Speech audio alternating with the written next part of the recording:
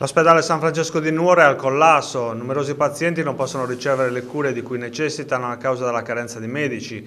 È quanto scrive in un'interrogazione all'assessore della sanità Mario Nieddu il consigliere regionale del PD Roberto De Riu, che ha raccolto il grido d'allarme lanciato dai pazienti e dal personale medico. È inaccettabile, denuncia De Riu, che il San Francesco versi in queste condizioni di gravi criticità, una situazione che destabilizza sia i pazienti che il personale medico, costretto a un pericoloso sovraccarico di lavoro.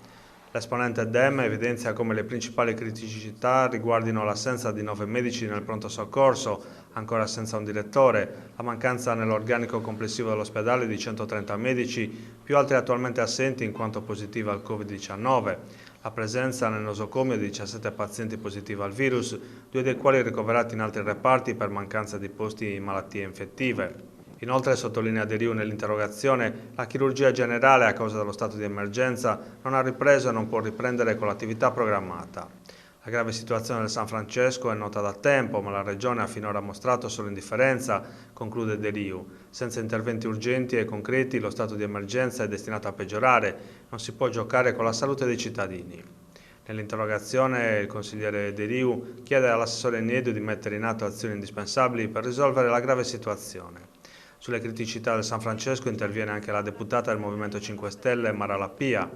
Sono appena 2 medici di turno nel pronto soccorso dell'ospedale San Francesco per un numero di accessi che raramente scende sotto il centinaio al giorno. Questa situazione, accompagnata da una pessima organizzazione degli spazi, sta portando l'importante servizio ospedaliero al collasso.